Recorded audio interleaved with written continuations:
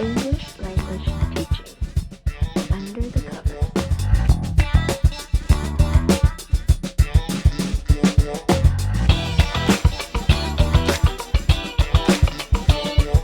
Today's guest is a modern-day visionary. Hailing from France, he began his career as a foreign language professor teaching didactics in Germany before he came up with the novel notion of having students teach each other instead. This new teaching concept came to be known as Lernen durch Lehren, also known as Learn by Teaching. He has since gone on to publish numerous books and articles on LDL, along with gaining his doctorate. He now spends his retirement propagating the concept of learn by teaching as more and more educational institutions adopt this revolutionary methodology. He is the shepherd of students, the teacher of teachers. Welcome to the show, Dr. Jean-Pol Martin. Hello, I'm very satisfied to speak with you and to explain my method. Well, we're very, very happy to have you on the show. And we're going to just jump right in. So please tell us about your journey as an educator, where you started and how you came to discover and develop your method. Okay. 1968 were the students' revolt in Paris. At this time, I was a young German teacher. My method was top-down, and the student had to imitate, to repeat, and to memorize. The student revolt bring me to reflect about my conservative top-down life, and I began to activate my students. So they came to bottom-up activities. They discussed in little groups in the classroom and read interesting newspapers. Later, I went to Germany as assistant teacher. In Germany, the method was behavioristic, imitation, repetition, and memorize. I had the opportunity to participate as writer to the elaboration of a textbook for adults learning French.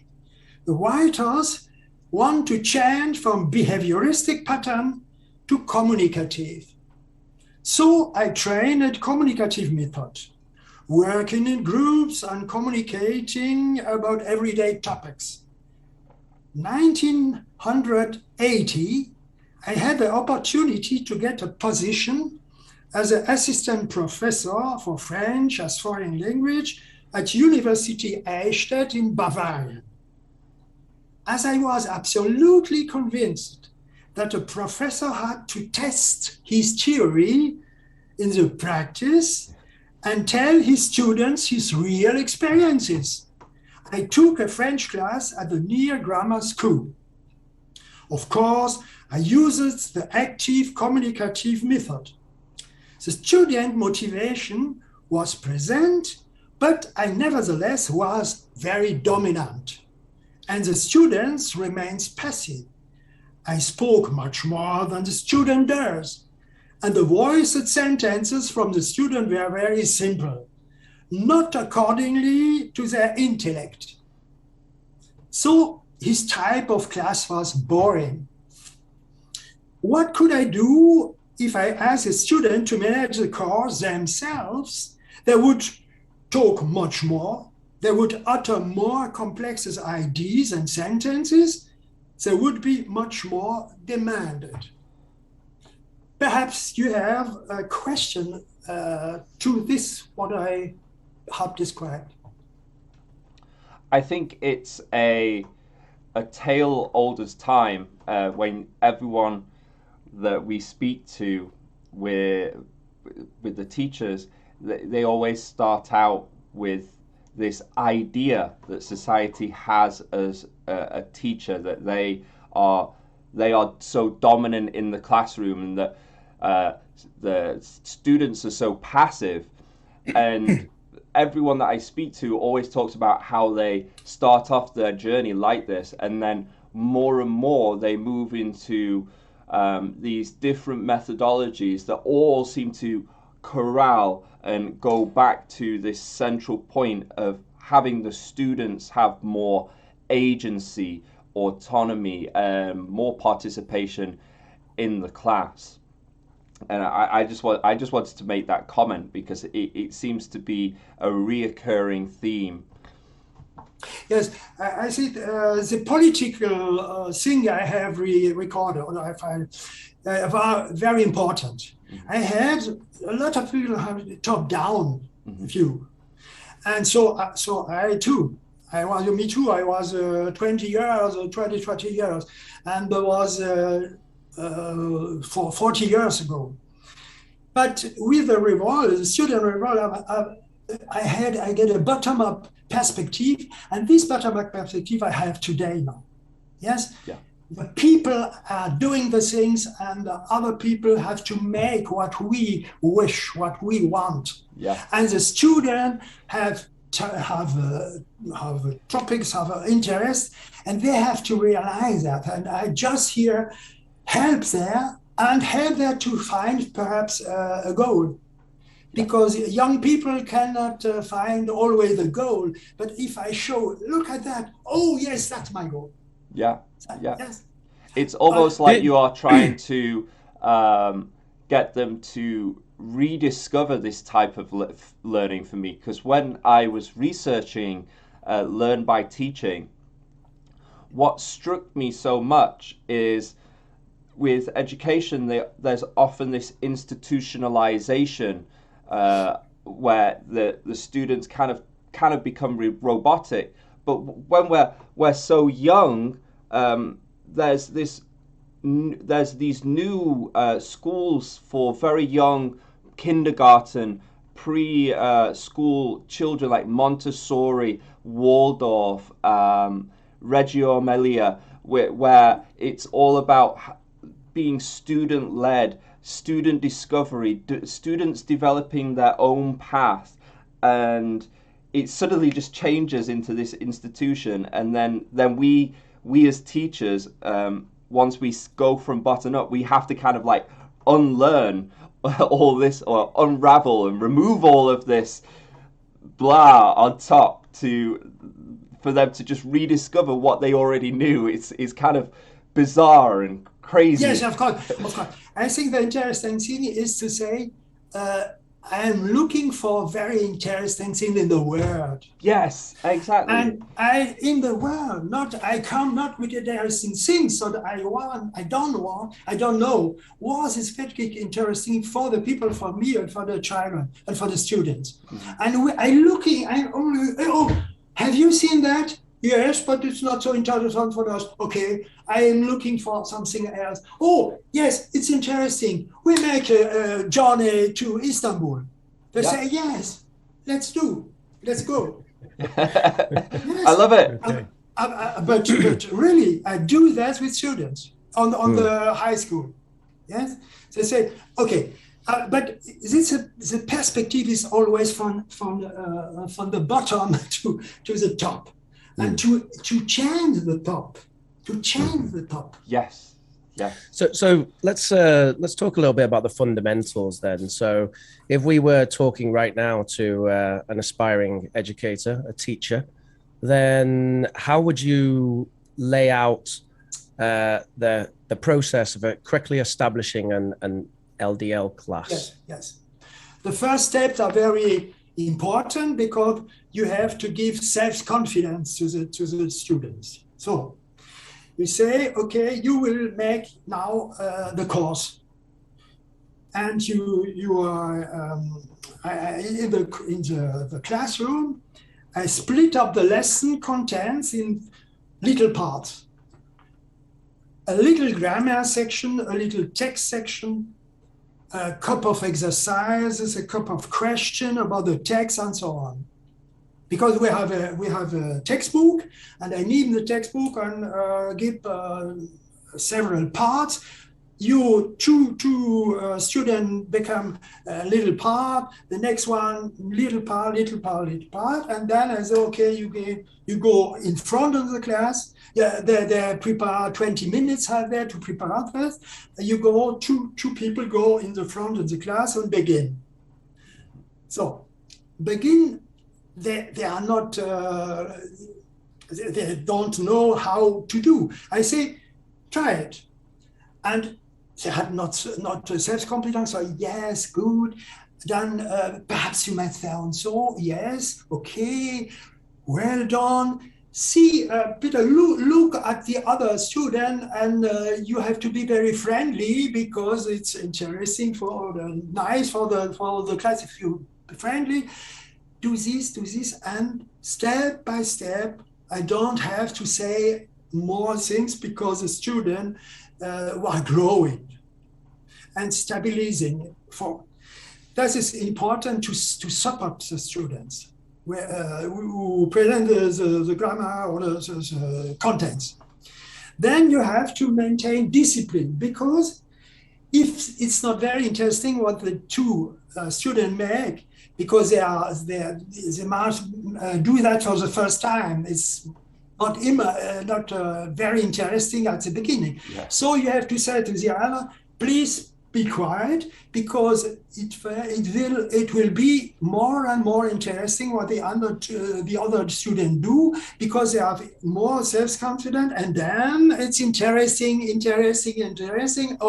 for all. And then I say to the student, try to be interesting for the other, so they will maintain discipline for themselves. It's very important to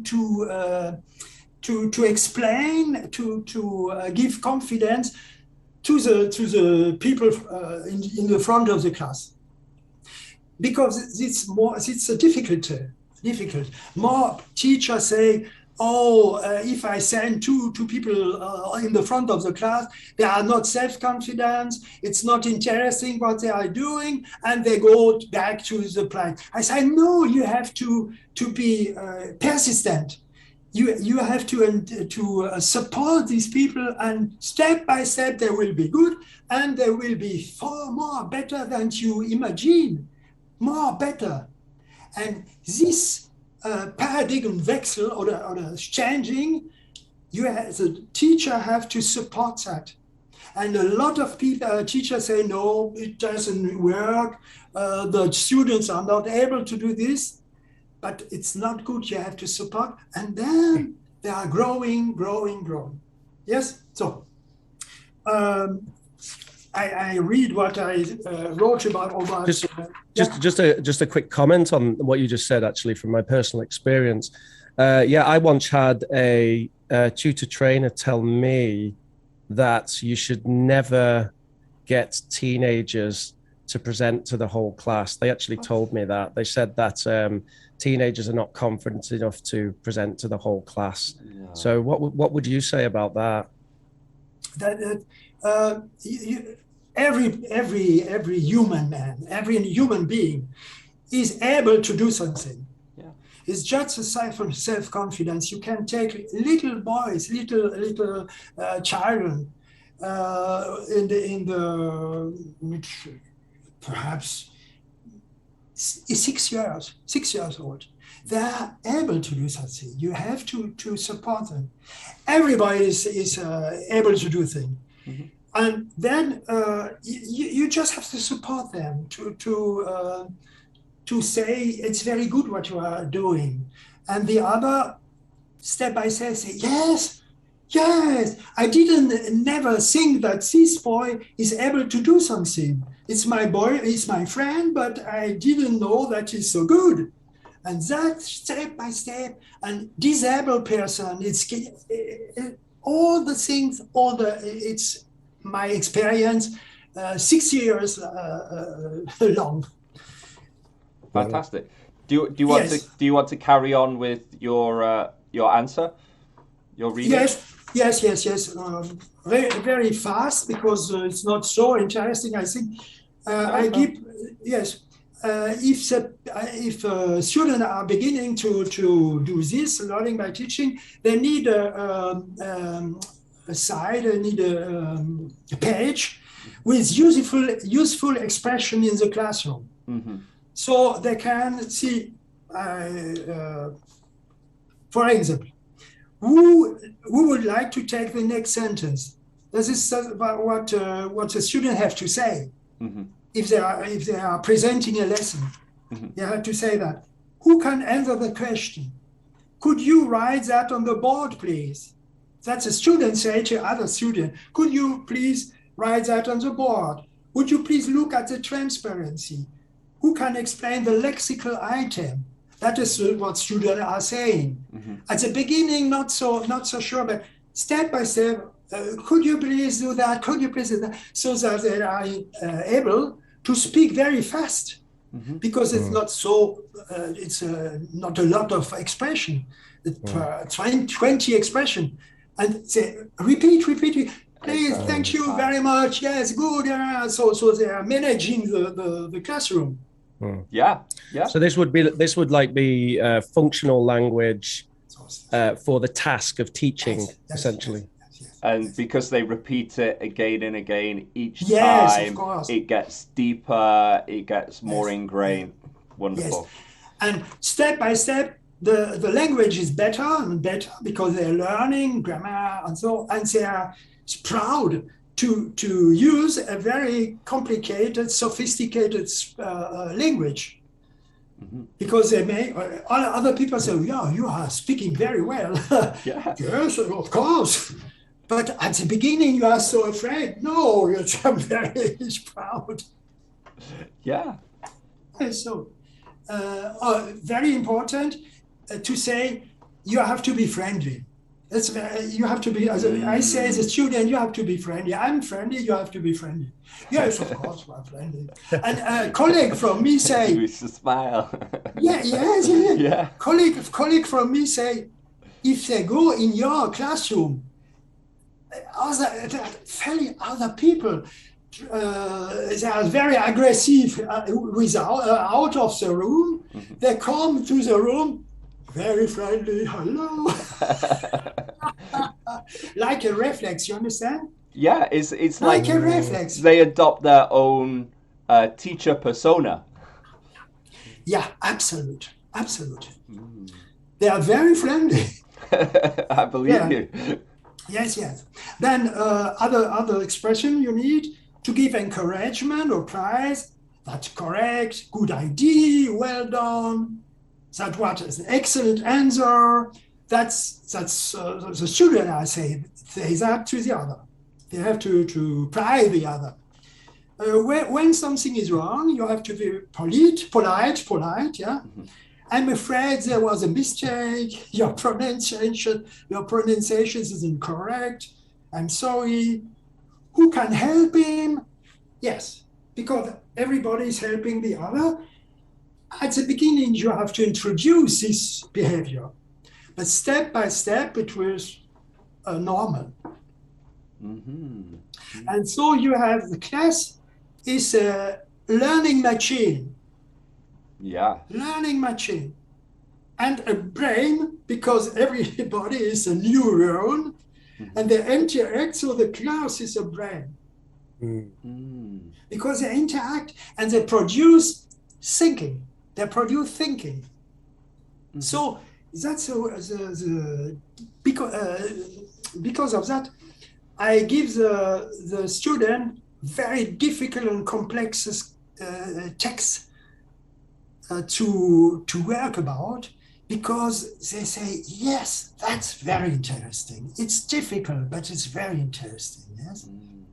So in the morning, I was in the classroom with a video conference from a colleague from nearby, Isabelle Le Bourri. This is a very good colleague, student from me, and yes, good. And all what we are saying, the theory, in her classroom, das sind 13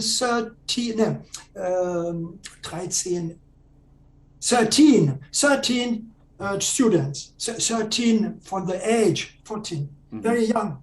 Yeah. And they make all the thing about control. My text, they study my text, they explain my text, the other one. So the adult don't understand, but they understand, because they say, yes, this is the niveau, so it's the level that we want for our brain. Yeah, so they intrinsically understand their own what do they call it, the optimal zone of development, I believe, in psychology. Yeah. Yes. You have ever to give something what from the level higher than what people are able to do. Yeah. Because it's very difficult for us, but one or two say, I have understood. I explain you. Mm-hmm. We have going forward and I never experience a limit that for. The students say, we will more, interesting things, very good. And so I give my theory always a student with 12 or 13. Wonderful. And they study, yes. So it seems Yes. like to me you scaffold your lessons very well. You give a very strong framework for which the students can operate. You give them the information that's interesting, that you think they can work with, give them some time to prepare, and then they just they dive into the presentations, but with the support of the functional language that you give, and then the encouragement, and with the understanding that the first time's not going to be perfect, that it's going to build each lesson. There's this momentum like a snowball. Yes.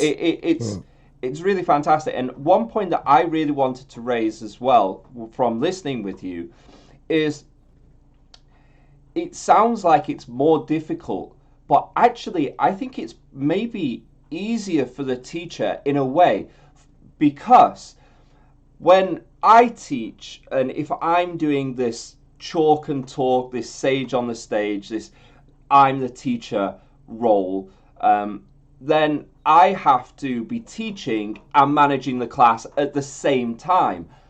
But if I have a student nominated to do the teaching, then that's one less thing I have to do, and I can focus on the classroom management. It makes so much more sense to treat the whole classroom as you say, like a learning machine. Yes. It's distributed. Yes. And the most important thing for me is to find the right content with the right level. So they say, oh, that's good. That's cool. That's a cool content. And I focus on the content. I'm looking for content for the. And how do you do that? Is that an interaction with the students? Is it just you grab a whole bunch and kind of give them like a presentation and they choose, or what's the process? The process is to see where are where is the class? Where is the class's group? Where is it? Okay. At this here. So I'm looking for something. Okay, if you had understood that, I give more. In literature, in history, all the cultural word, I serve this to the people, to the student, and they say, "Oh, that's interesting. Have you more?" Yes, I'll give you more. Okay. So you go down the rabbit hole like Alice in Wonderland. I give you more. You deserve more. You deserve more. You're like a drug dealer. You get them hooked, and then they're just absolutely, like absolutely, and yes, because the brain is addictive. The brain wants to get information. The brain says it's boring here. Please give me information to conceptualize. So the conceptualization is to identify problems in the world and to say, I find something for you. This is a problem. We will solve this problem. It's so interesting. But it's not, it's not utopia or I live that. I have 40 years. 40 years, always the same. Yeah. Perhaps what's interesting for the classroom management, if some students are presenting something and other student end up, and the end is not so good or not so deep, I say to the student in the front of the class, it's not very deep, his answer. Can you not ask? So they learn to go deeper, deeper, deeper. And I say to him, are you satisfied? Are you satisfied? We want to, yes, you understand? It's like you're So when an antagonist trying to start the fight. You'd be like, oh, are you going to let him say that to you about your wife? Can you say something back to him? Yes. Yeah, and the other say, oh, I'm too tired, I'm too lazy. Yeah, here in this classroom, you don't have to be tired and lazy. We want to, yes. Right. So when you're talking about depth, you're talking about the complexity of the teaching points, the lesson point that they're explaining. What I mean with depth, deep. The complexity, is that what you mean when you say depth? Complexity, I mean all the texts I have sent you, all these texts is about human being, human needs, human needs, and 6 needs are very bright to address, and that is the content I deal with the student. I say we have to think more, to identify problems, and to be explorative and to do this and this. That is the deepness. From I try to give all the deepness in the word. Right, so you kind of go like level 1, level 2, level 3. Not. No. Level 10. At the beginning. Oh. Yes. So that they understand that. Since they say our language is not very good, but we understand this. The meaning by teaching from foreign languages, they speak not good. They don't speak good. So I give stupid content. Right. I give stupid content. It sounds like here we're making a point about authentic language, and you're saying you want to start with authentic language right from the start. Right. Yeah. Okay. It must be all the life, all the content from the beginning, and they have difficulty to say some words, but step by step, that will be better, and the motivation is good. And sorry, go ahead, Rich. So one of the things that you talk about is that you don't give grades. Yes. Yeah. I don't give grades in the classroom, because if I give grades and I say something, you say no, I don't say anything, because if I say something, perhaps I get a bad grade. Right. So I don't say something. Right. And with this my method, to say, I don't grade. Look, everybody can make mistake, say something what doesn't interesting. So everybody can say what he wants. Yes. Mm-hmm. So do you find that without giving grades, some people come with questions about their progress? Yes, because I don't give grades for speaking, but I've give grades for writing. So yes, not for speaking, because speaking is very about spontaneity, authenticity. And if I give grade, I don't have spontaneity and authenticity. I see. Yeah, and we want to avoid students developing this fear of speaking, which a lot of language learners get from this kind of that's right, that's wrong mentality, right? Yes. Very good. Interesting. And so, of course, I give grades, but in they have to come in the school to write something, and I say, okay.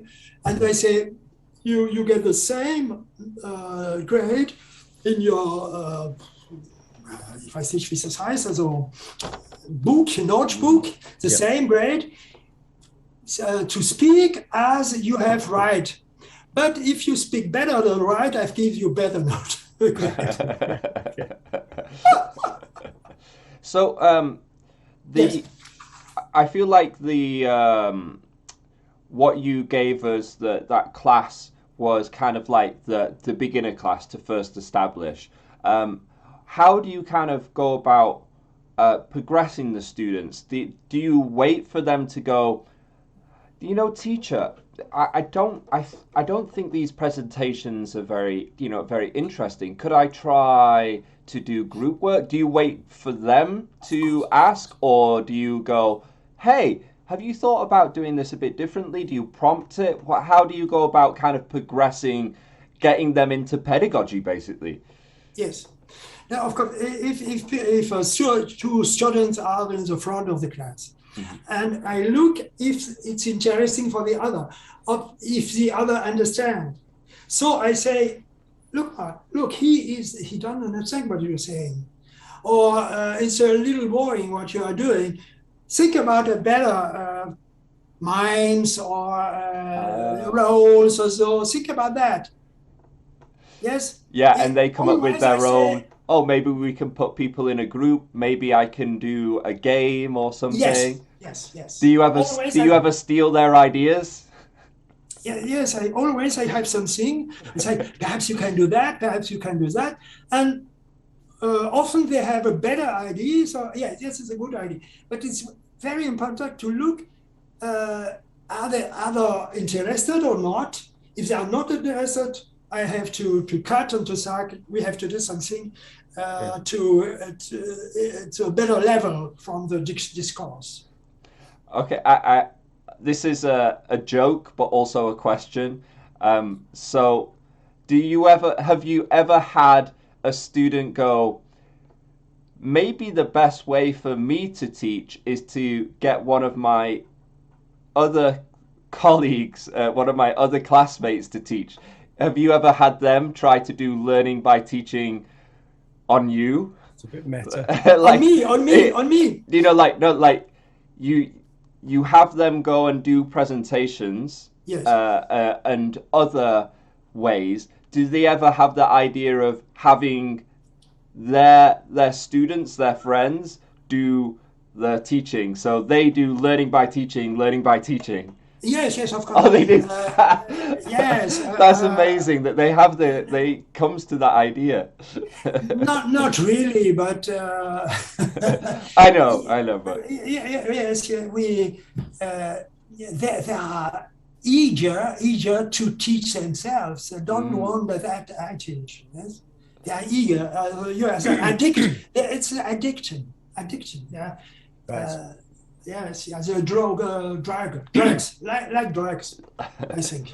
Yeah, teaching is to addictive as well, definitely. Yeah, I mean, Yes, you do actually speak about this a little bit, and I think this is something that you call the flow effect, or Yes, the of flow course, effects of this. It's this feeling of satisfaction that students get when they're in control of their study. Yes. So this is obviously an aim when you're putting students in control of your study. You want them to get into this flow effect state.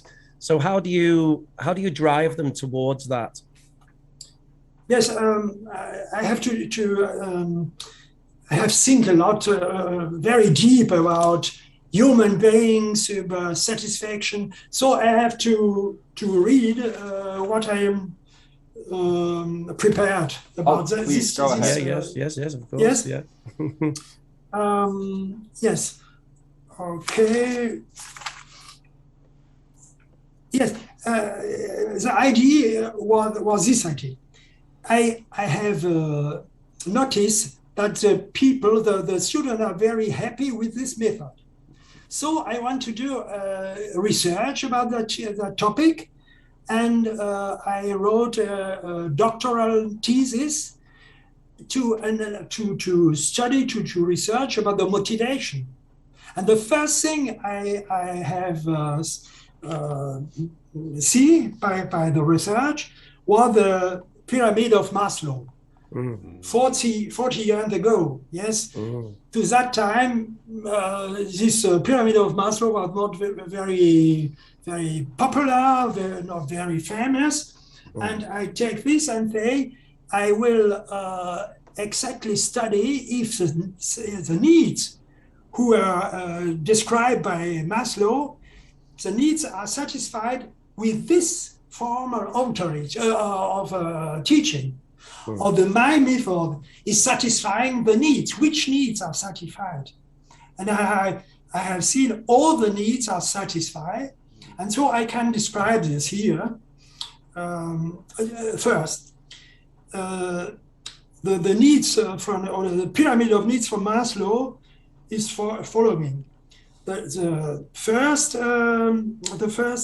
traits, physiological, biological ones, whose satisfaction is essential for life and so on. That is the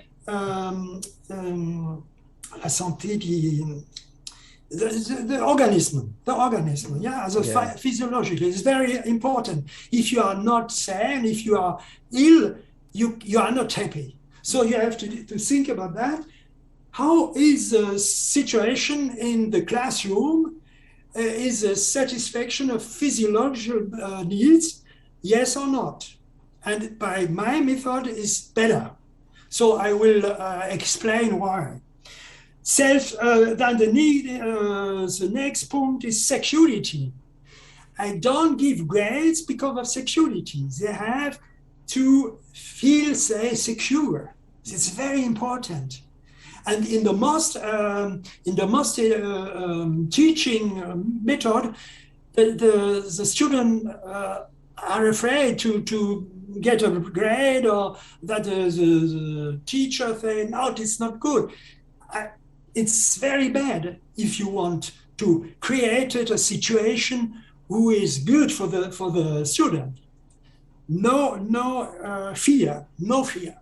Then the next one, social relation, self-realization, sense and transcendent sense. All the teaching must give us mean.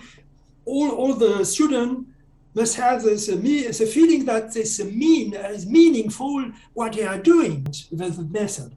The LDL method seems to satisfy these basic needs better than teacher-centered models. The LDL method leads to more movement in the classroom. The student practice partner work, prepare posters, and their teaching includes mimes and role plays, a lot of movement in the classroom. And their confidence in expression and appearance grows from presentation to presentation, security. They are more and more secure. Classes are kept free of grades so that students are not afraid. That's a second point, security. The third point, the social needs are better satisfied because the demanding task brings the partner together, and with successful presentations, the participants are prized intensively by their classmate and the teacher. So you give situation where prizing is always here because yes, it's not good, it's natural. Because the students are in the middle of the attention, do very good, and you say it was good. So the feeling of social integration is very good. The fourth, self-realization is made more possible because each student can bring to the presentation of the material the skills he has. For example, musical or graphic skills. Everybody has a possibility to sing what you want. Yeah. Oh. Self-realization. Last satisfaction need. There is a feeling that all teaching activities are embedded in a demanding context. That's what always. It's very difficult. It's very complex. That is good. You are doing something with a high level. So it makes sense. It makes sense. If you do something what not demanding, it doesn't have sense. It doesn't have sense. And you have always, I think, make it sense. And if a student comes to me and says, why do we learn grammar? I say, because you want to pursue other people. The best you speak, the best you can pursue the other people. You had good ideas. You need a good language to pursue the other people. Yes. We want influence. I want that you are able to influence other people, my students. Yeah. Yeah, I think I would definitely agree with you on that point, 100%. I think some other people may not, though. There is, especially in English language teaching, there is some idea these days that we should move away from standardization to the extent that there's more of an international English rather than a standardized English. And then they might argue that, for example, correct grammar is not particularly necessary and so forth. However, I certainly see the merits in speaking well, and I agree with you. I think there is something to be said for the fact that you can come across better, you can communicate better, you connect with people better by speaking in a more eloquent manner or a more correct manner and so on. And we want to do complex things. And the grammar is complex. And if you say, no, it's too complex for me, the brain says, yes, I want to have complex sentences in my brain. I want to cope with or to deal with complex things. And grammar can complexify if you know why. Why? Because I want to influence people. Yeah, so the aim is to communicate, and the deeper that you go with the grammar, that it feels that the more articulate, more nuanced that you can be with your communication. The more precise you can get your idea across, rather than using a shotgun, you're using a sniper to really pinpoint that idea, and yeah, it makes you a dangerous person because you can persuade. But I want to really comment. Perhaps, go ahead. Perhaps not section. The aim, the goal. I say to my students, we want to change the world. We want to improve the world, always. And if you want to improve the world, you have to improve yourself. Wow. And the language is a tool. Yeah. But you want to say something? It actually bleeds into what you've just said. One of the things that I really admired about LDL, learning by teaching, and the concepts behind it is it's more than just learning a language or a means to learn the language. They have this broader goal that you've just mentioned. It's almost, and especially when you talk about Maslow, it's almost like as Carl Rogers would say, a humanistic approach, because they are not just learning a topic, a subject, a language, but they're also moving up the hierarchy to, as he would say, self-actualize. It's about self-actualization. Yes, of course. But also it's quite sneaky, because they sign for your course to learn, French or German or a topic from you, and you end up giving them, developing them to be yes, of course, to grow as people. Yes. I said to the student, I say, Unfortunately, I talk you French because French is not very useful. I would like to teach English because English is more beautiful, more useful. But with French, I let you grow. And Yeah. if you are a mathematics professor, I would do the same. The aim is to self-realization. Yeah. And I it's feel a like you're. beautiful. Sorry, just if you let me No, go finish ahead, my man. point. I feel one of the things as well is it helps the way that you frame your class to the students. They're not learning English. They're not learning French. They're not learning German.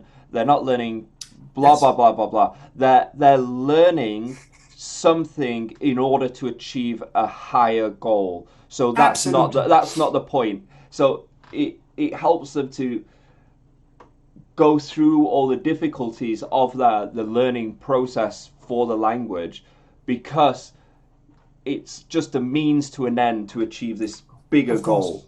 Yes. Yeah, Yes. it's great, and it's very psychology based. Yes. Yeah, Absolutely. And ethic. ethically, yes. Ethically. I want to make that they were happy. They're lucky, happy. Not just they have to have happy in the family. They have to influence the family, and so all the thing with Maslow, they have to learn that with me. All what we are doing, they know that. They know that. They explain that to other people's Yeah. every time. All the things that the students know that very well. With 12 old, 12 years or 30 years, and very young. So yes, I think I have. Yes, I have said why the LDL method is fulfilling the satisfaction or the needs. Yes. But LDL method is better than the other method in order to satisfy the needs. And I have endeavor two more needs, because Maslow 40 years ago, 50 years, he didn't know how the brain is working. They done a neuron, and so it was not his matter. And I have understood that the needs from Maslow, all the needs are controlled. And it's the most important need for us, not just for human, but for animals too, is to have all in control, not to control no, to manage the life so you don't have to you must it's Like difficult for me to they explain. you have your own agency. You are your Yes, own yes, agent. yes, You are yes. your own Yes. person. Yeah. Yes. And if you have the feeling that you lost control, it's terrific. It's terrific for everybody. But Terrifying. people don't see that. They don't know, yeah, I don't know, I'm very deprived and so. Why?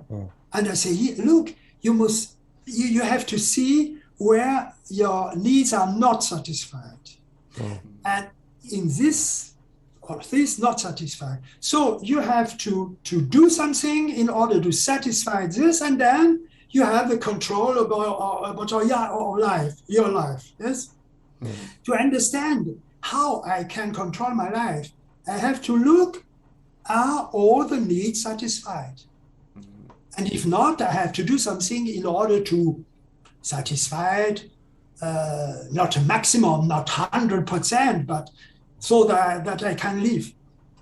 Yes. And control is the most important thing. So all the tools and the ability I give the student is to gain control and to maintain control.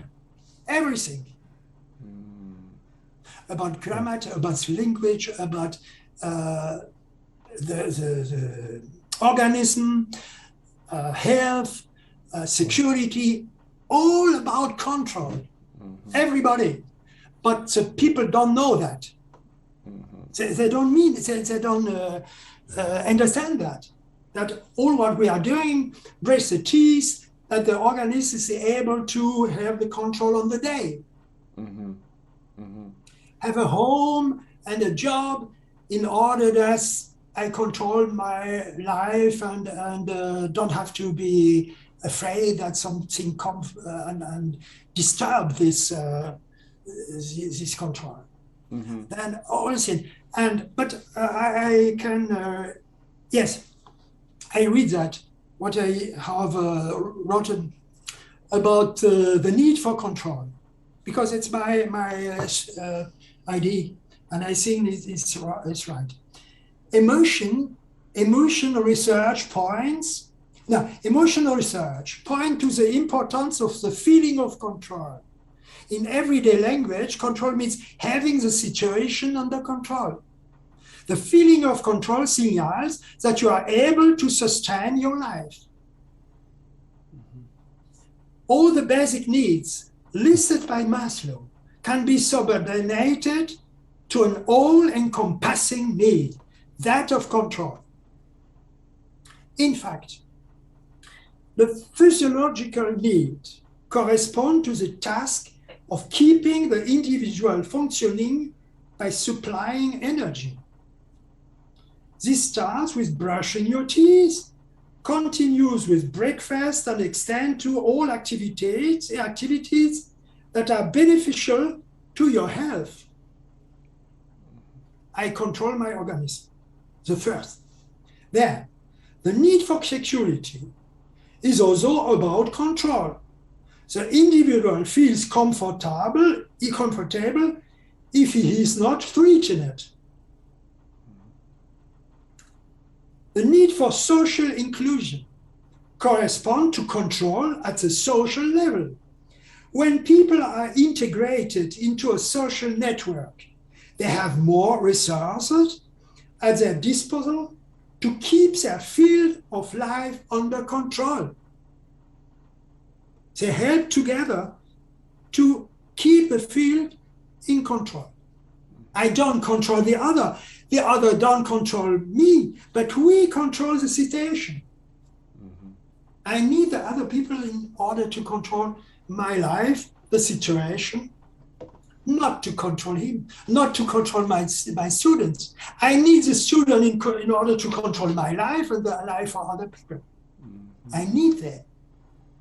That's why I don't want to control my students. It's absurd. The need for self-realization is a need for expansion, not just to control my life, but I want more. I want more control.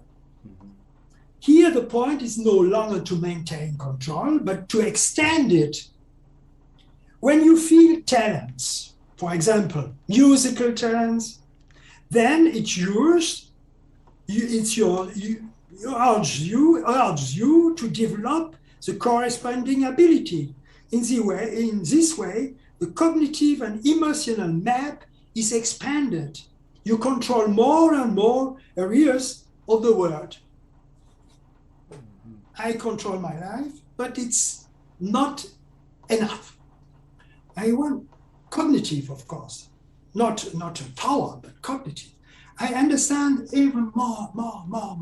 And that's what I want to do with the children. They have to understand more. So we made a journey to France, a journey in order to, let's say, have more and more cognitive schemata in the brain.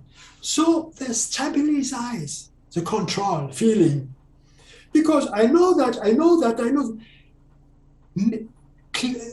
Do you mean that a professor would do this, what I am doing with you, with this ability to speak English? No risk, no fun. And when I'm finished with you, yes, I control this situation too, with your help. I don't control you, you don't control me, but we control the situation together. I go, when we are finished, my feeling is I control more from the world than for the conditions.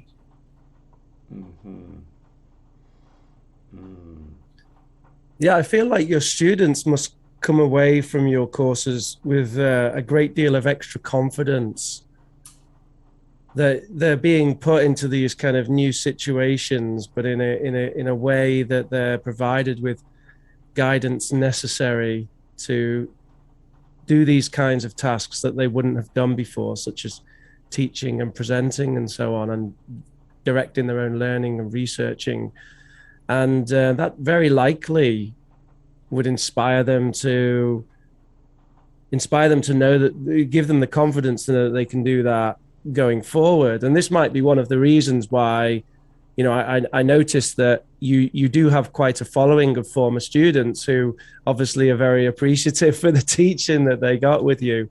And this may be one of the reasons for that. Do you often have students come back to you and say, thank you for sort of showing me what I'm capable of?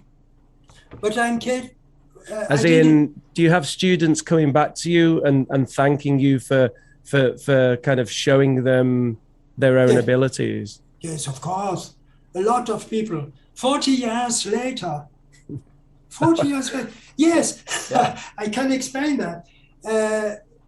For 40 years ago, I had a student, and he was not good in writing, but he was good in speaking.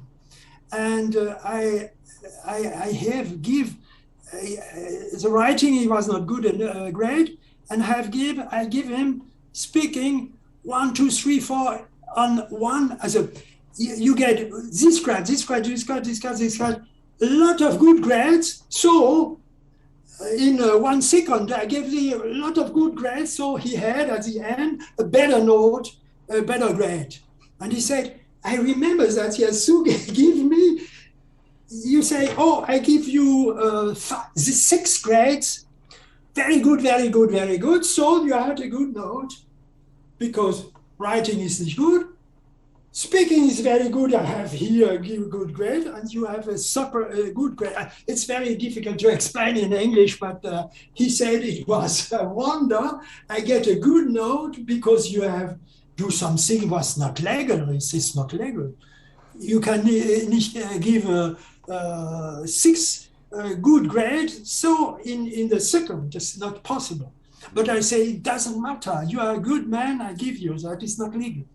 Okay, it's too complicated to declare. No, I understand. You understand? Basically, you had a student that was poor in one area, but very good in another area, and generally overall in the class he contributed a lot. So you maybe gave him higher grades than where the material that he produced. Yes. And you're not really supposed to do that as a teacher, but sometimes we all do it because it kind of encourages students along, it's the thing that helps them change the image of their own identity as well. Yeah, it's this idea of rewarding the effort. Yes. Yeah, rewarding the effort regardless of the results. And, that's something that I 100% believe in, especially when it comes to, I don't know if you're familiar, Jean-Paul Martin, of the idea of so-called false friends in language. So let's say that we were teaching English to Spanish students, and sometimes they'll use a word that they think is a cognate in English, but we call it a false friend. And there's sort of a habit of English language teachers that we punish the attempt. So when someone misuses a word that way, we're like, oh no, that's not right. In English, actually is different than actualmente, right? So, oh, that's wrong. It's a false friend. Whereas actually what we should do is reward the attempt, even though it's wrong, because 99% of the time, the cognates between languages are real friends. So when we get the false friend, that's the exception. So we should be rewarding the attempt there, because we want people to try to use the cognates between languages, because they're very useful. Function and function are basically the same word. Yes. I know this problem with actually, because in the French actually is the same with currently, means currently. Right. Yeah. Yeah, it means currently. Or yes. We have to understand what the people want to say. And of course, we can correct here, but it's not the most important thing. The most important thing, he is motivated to say something meaningful. He wants to say that, and when he say, yeah, it's not the same. It's not the same topic we are dealing with. He wants to say me something very important for him. And I look at what's on the language, but I don't know if this reaction, what you have waited from me. But I think with the false friends, I understand the problem with false friends. I would like to go back briefly to your ideas about what your classes bring with control and agency.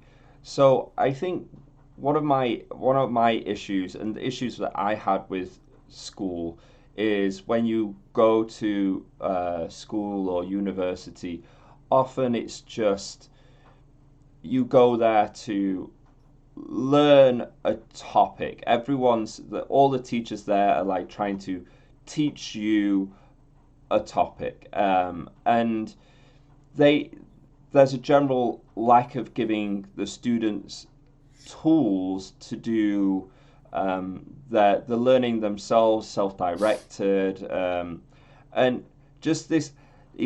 What you describe is my idea of what education is. It's educating students so they can discover themselves. And there's this push right now in the education industry, just educational institutions, of this idea of the four C's. So critical thinking, creativity, communication, collaboration. And this idea of you sit in French class, you say, je voudrais aller à la salle de bain. Okay, next class. Next class, history. Of course. And then you just repeat that. It doesn't fulfill those four needs.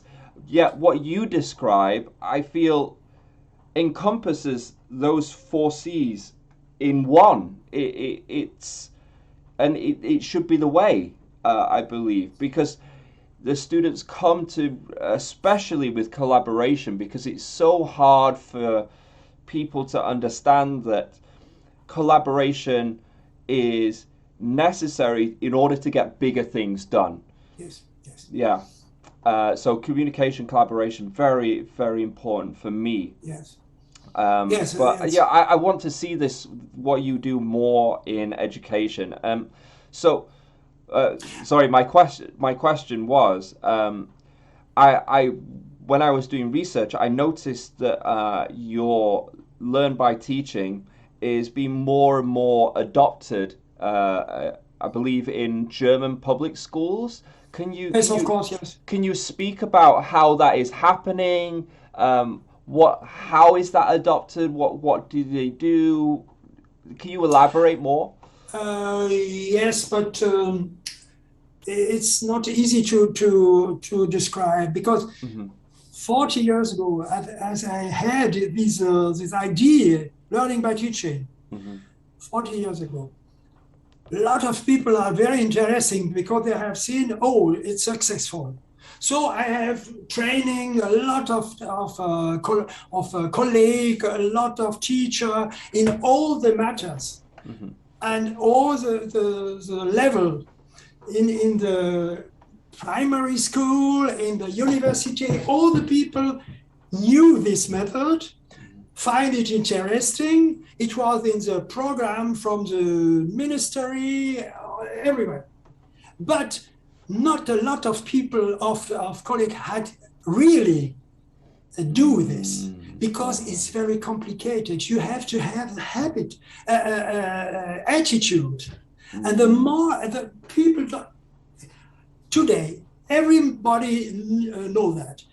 Everybody know for the future, for the actual problem, it's a very good method.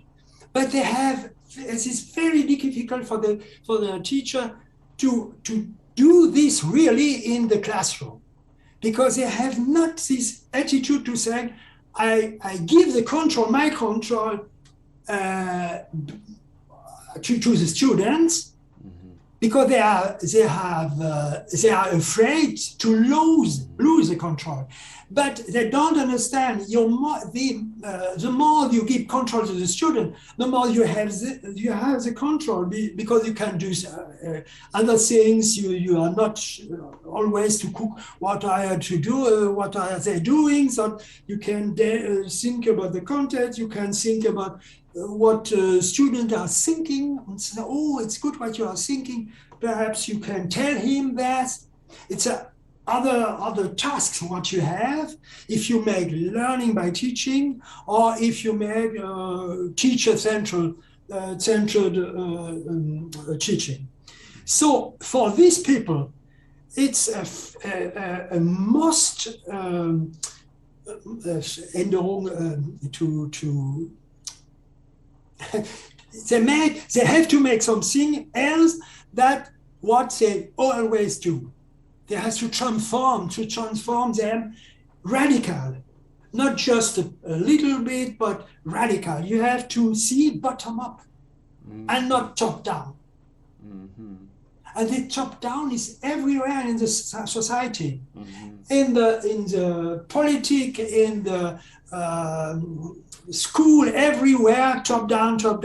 So everybody has top down in his integrated, and you have to fight against the top down and to bring bottom up. And that I do with the student everywhere, every time, and that is so difficult for my colleague. So that the method is well known, famous, I can say worldwide, but everybody come to me and say, how do you do this? And I say, you have to have another attitude to understand what's about control, to understand what means control. How can you help your student to get control about their life and what they have to do? How can you help them? It's so difficult for the teacher, for all the people. It's difficult for political to say, okay, I give you the possibility to participate.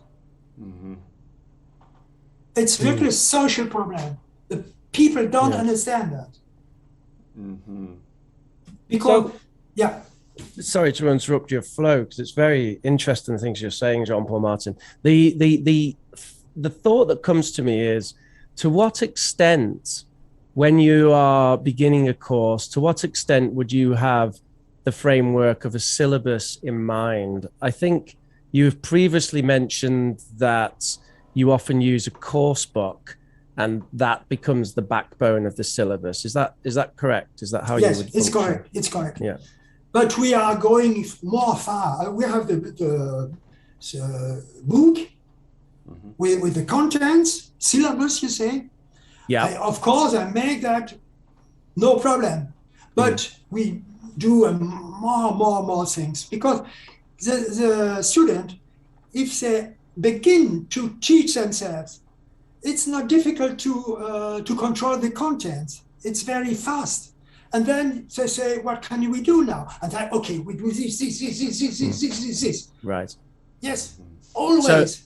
So the syllabus is entirely flexible to where the students want to go. For example, if they decide, okay, next class we're going to do something completely different to what was on the syllabus, that's fine, because that's where they want to go. They always have to study the syllabus. Right. Always, they have to they have to master to integrate the contents. But because they have main learning by teaching, they are very fast. They're very fast. So we are finished, and then we make a lot of other things. What is the answer to the question? Yes, I believe so. Yeah, that was exactly what I was after. Yes. We always are perfect in the syllabus, perfect, and then we say, okay, yes, we can make more. It's always the way with institutions that they want everything to be in a very neat and tidy and organized box that they can just give to the students and give to the teachers, and you follow this A, B, C, 1, 2, 3 again and again and again. Yet yes. It's not reflective of life at all. You know, when have you ever had a day that's just been the same? There's always something new, something coming up, and you have to be always flexible. So I can understand why institutions would look at learn by teaching and go, oh, what, we have no control. Yes, absolutely. So how are you going about changing attitudes or towards doing something more like learn by teaching? Yes, I said I have the idea from learning by teaching 40 years ago. So I have a lot of students, a lot of colleagues. They say, yes, we do this. Isabelle Le Bourri is a very good student for me, and a very good teacher. And all the students from Isabelle Le Bourri are enthusiastic about here. She makes the same, and she makes a lot of training for other teacher, a lot of training. But it's difficult because all the teachers say, oh, it's super what you are doing, but it's difficult for the teachers say, I can't do this. It's very difficult. So we help, and then we say, no, we are exhausted to help other people to do something what their persons, their structure from the person are not able to do this.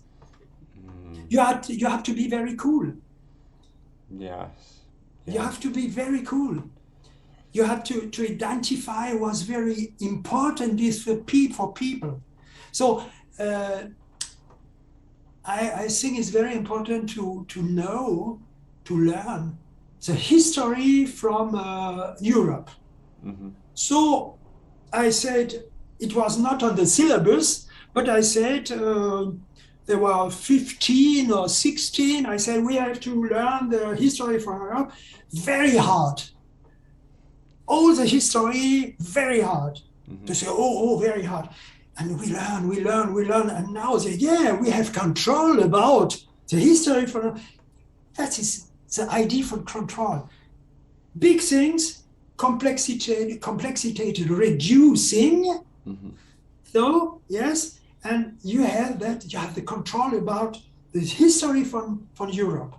And so the history from the literature from France.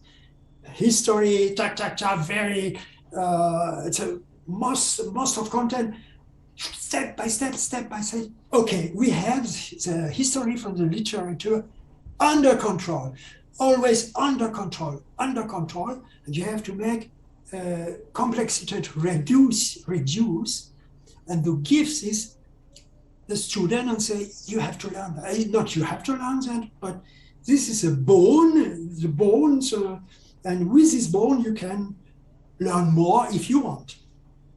It's interesting as well, because it's like one of the benefits that I really see with having students doing the majority of the teaching is that it's through a filter of their generation as well. So, for example, when you're talking about history, I will connect with my age, with your age, with my niece and nephews and my son's age. They all have their own experiences, and they will all experience the history in different ways.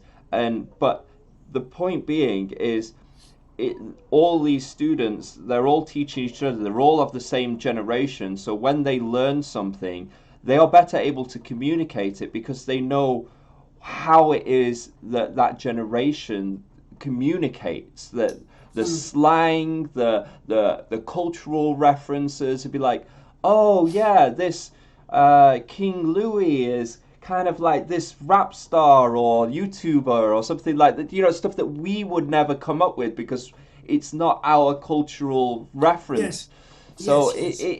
it makes so much sense to me. Or, for instance, I make the history for philosophy, history, 90 minutes, no, 90 minutes. 90 minutes history for the philosophy, because there are very clear opposition in the philosophy, in the history, between top down and bottom up. The story, the history from the philosophy is in the tense between bottom up and top down. And all was of course, that's why I said mindset. We have to communicate, to teach mindsets, not a lot of mindsets, just a few. So here, structure of opposite needs or structures: control, order, clarity, simplicity, integration, society, correction, concretion, etc., and uncertainty, chaos, blurriness, complexity, differentiation, individuality, freedom, abstraction, non-linearity, decentralism. This category explains all the development in us, because we are in the tension between this category of needs. We want this and the opposite, always. And the history is exactly the same. The opposite, bottom up, top down, of course. Top down, the kings, Plato, always top down. And the other side, fighting against top down, bottom up. That's the history of Europe. That's the history of the Mindkind. It's the history of the philosophy, and it's the history of us. Yeah. Every day. Yeah. In the morning, I will order, then chaos, then again order. Yes, and this structure is a dialectical order. I say, that's my position. Okay, what's your position? My position A, B, and we bring both together, and synthesis, we go forward. So you have to, with student or children, little child, you have always to say, what do you want to do? I want to do this. Ask your sister, ask your brother what he wants to do. Automatically. Not say, that's my position. What's your position? We come together. It's too habitual. It's supposed to be habit. You have to do some as a reflex. But In the society, people don't understand that. That's why I say mindsets. The first mindset, we have to understand structure of opposite needs, of opposite category. We want this and the opposite. When with this harm, we want the opposite. When with the opposite harm, then we will the other opposite. On the versa. And that's dynamic. Mm-hmm. That's a principle from life. If you don't have both, you are dead. Mm. If you just have order, clarity, you are dead. Mm-hmm. If you just have chaos, complexity, you explode. Mm-hmm. You have to control this opposite. That's why control is the most important thing. You have to see, I have that and the opposite, and I control both. And my teaching is in order to give this ability to students to control. That's my opinion. That's your opinion. We go straight. We go forward. And that is very important. I say you have to do that. You have to do. You don't say yes. I'm not dialectical thinking. You have to do that. In the politics, of course. That's why my new human rights is not my topic. My most important thing. Currently, not actually, currently. Not actually. So, dialectic thinking. Then, explorative behavior. Perhaps I can read that for you. Yeah, no, please go ahead. I saw it on your website. So if you can explain it. Yes, I can explain it. Explorative behavior. That's very important to train explorative behavior. Yes. So, we are doing this now. My behavior is very explorative because I say, you invite me to make a conversation or interview. I say, okay. And then I have to learn English, to write English and so, but it doesn't matter. Okay, explorative behavior. Now I read that. An explorative attitude is the willingness of people to enter situations that contain a high degree of uncertainty. Mm-hmm. Explorative people seek out fields with which they are not familiar and try to assert themselves in these fields in a problem-solving manner. Mm-hmm. And that is what I'm training with students every day, always. Mm-hmm. You have to be explorative. Mm-hmm. And solve problems. And you have not to say, oh, I don't want, I'm afraid. No, you are a good man, you have to do that, please. Every experience gained in this way is processed into an abstract cognitive schema. If you have this experience, I know how it works, and this is in my cognitive landscape. This is very important. Always new cognitive schema. I solve a problem. Then it's in my head, and so I'm able to solve more problem, to go in the uncertainty, in the fuzziness, and to reduce the complexity, reduce the fuzziness, reduce the chaos, reduce. That's a nature from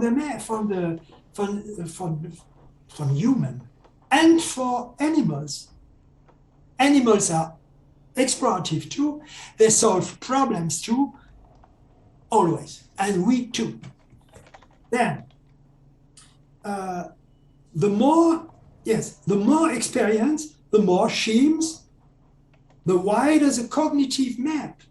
A wide cognitive map ensures control over more areas. It ensures that new situations are successfully mastered.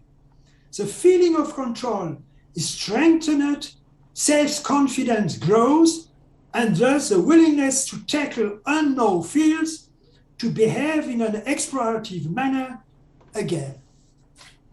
It's a dynamic.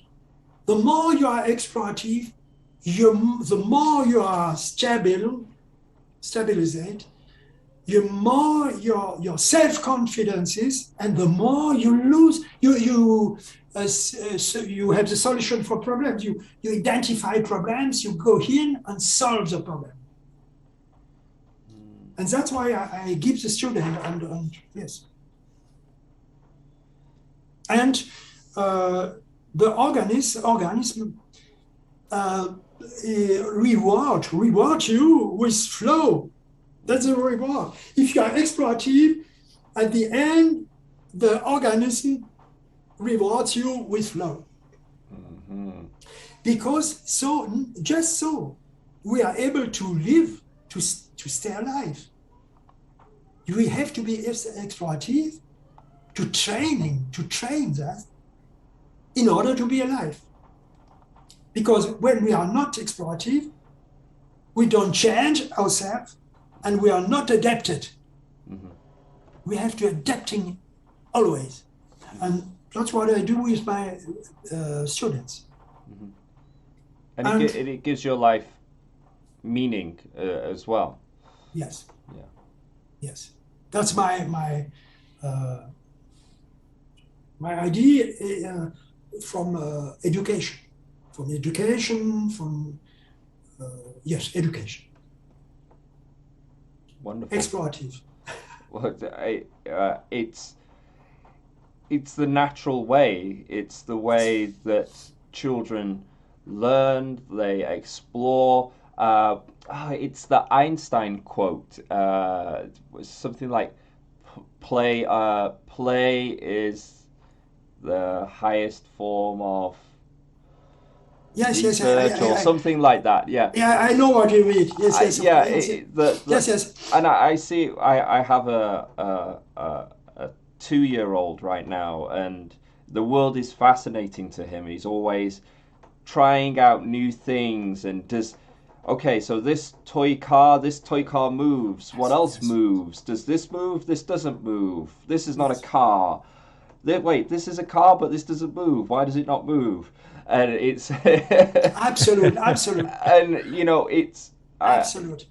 It's fascinating. Yeah. It's very fascinating. I have a little, not daughters, or daughter for my son. Granddaughter, yeah.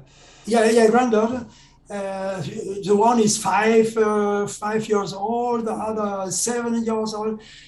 It's fascinating with a new tool what we have with internet and so.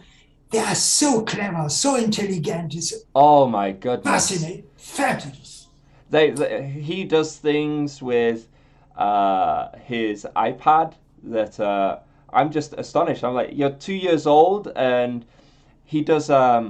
We have puzzles on the iPad, and normally when I was growing up, it was just boring wood puzzles, or like cardboard cutout, and you just have to put the pieces together. But he does these puzzles on iPad where he has to use his finger and move and drag the puzzle, and then he has to color the puzzle with his finger, and then he has to say a word to fit. And I'm like, he's 2 years old.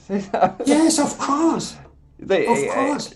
And my wife and I, with our combined teaching background, we just try to encourage the exploration and the agency, and kind of support him as he wants to do different things. And he does things that we never even would imagine a 2-year-old to do. And it's so fascinating, and yes. I think Neil, that's why I'm very optimistic, because everybody say a problem on the world is so, but the young people, they are so clever. They will solve these problems. We can imagine me, I'm 80, of course. No it's very way. old. Yes, but I think they will find solution to all the problem. These little boys and little girls. Yeah. They are very intelligent, very intelligent. We just have to give them the control. That's the point. Yeah. This has been so fascinating. Yeah. I wonder if that's a good time to wrap up, Neil. I think it's good because I hear my little one outside, so I should go about making his breakfast. So Jean-Pol, Jean-Pol, how can people get in touch with you, learn more about Learn by Teaching? Give us your information of how to connect with you and what you teach. And we'll also put this in the comments, and we'll also put it on the screen as well. Yes, yes. Don't worry. You see, it's very difficult to communicate what I have said. Mm-hmm. And when we make training for teacher, mm-hmm. we have the same problem.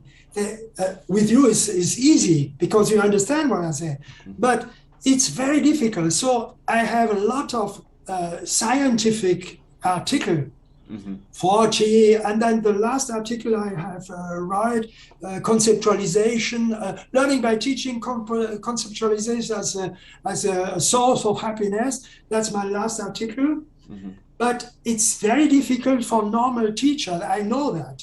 Mm-hmm. And the best way is perhaps in Facebook, mm-hmm. the group Learning by Teaching in Facebook. Okay. That's wonderful. A way. That's a way. Then the other way is my blog, but it's in German. Mm-hmm. But Learning by Teaching in Facebook is good. Then my blog, of course, and perhaps the article in Wikipedia, Learning by Teaching, the article in Wikipedia. Yeah, I noticed you update know that. This. Mm-hmm. Yes, I think just these three things. But as you ask me, which indication can I give? Just these three things: my blog, the Facebook Learning by Teaching, mm-hmm. and perhaps if you invite Isabelle Leboury, because I am theory professor and she is in the school every day and made fascinating things, and she speaks English, I think. Oh, we will definitely reach out. Yes, I think she's very, very good. And everything you mention, we will put on the screen and we'll put in the comments below. So those people that are listening, that are watching, yes. You just go to the notes on the video or the audio, and you'll be able to get access to all these wonderful links that Jean-Pol Martin has mentioned. And as we finish up, I really just want to thank you not only for coming on to speak with us, because your time is very valuable, but also to help propagate this idea. I think it's key going forward for education, especially in this new technological world where it's less reliant on, where information is everywhere, but we need the tools and the control and the agency in ourselves to be able to utilize that information and new technology. Yes, so thank you for giving us a method to be able to do that. I thank you very much, because I think if this interview is available, I will make a lot of advertising. You have perhaps seen advertise, not just me, but other people. I see on your first video were very good, and I thank you because you understand what I say. That is very, very feeling, a super feeling. explain what you have your question. We go deep in the thing. I thank you very, very much. Yes, very much. Okay. If you're looking for more information from myself, you can go to teamteacherchina.com. We've got a whole bunch of materials, PowerPoints that you can use instantly in the classroom. We've got a Team Teacher China YouTube channel where we have videos teaching you how to use those materials. Team Teacher English, where we put those materials into a video form for self-study. And Team Teacher Baby, where I take my experience as a teacher and put that into parenting. And go to youtube.com/Professor Rich to see some English teaching. You can catch me weekly live streams on Oxford Online English YouTube channel. Oh, and also you can do a YouTube search for POG space UK, and you would get my alpha version of my new gaming channel, which actually just have some trial content on there at the moment. You can email us here at eltunderthecovers@gmail.com if you have anything you'd like to contribute to the show. Smash that like button, share and subscribe. And watch 100% of the video and don't click off. Thank you. Bye.